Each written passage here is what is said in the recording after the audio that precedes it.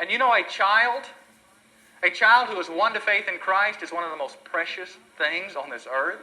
A child who has a heart for God begins to understand who Jesus really is and what He really means. They have a way of expressing it that is so valuable. It is a reward to this world. It is a reward to your household. It's irreplaceable. You cannot find it in an adult age group. A child who is won to faith in Christ at a young age is such a precious, precious commodity. I heard the story about a young girl who became crippled, and her disease progressed to the point where she was even on her deathbed.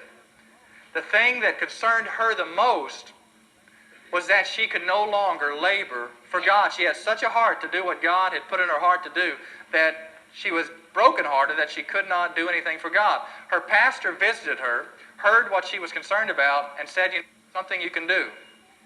You can pray. We need people who will be praying for things that are going on. And so she started to pray. They noticed that in the communities, there seemed to be a spiritual awareness that got stronger and stronger, and churches began to be more and more crowded. Revivals began to be more and more powerful. And this young girl eventually died of what her problem and concerns were.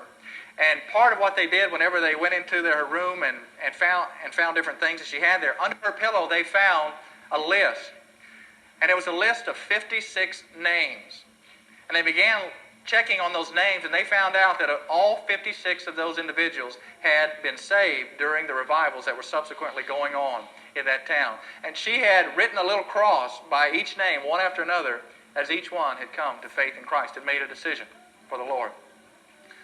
What a powerful, powerful person she became. As a young child, with a young child's faith, she began to pray and to ask God to do some great things in that community.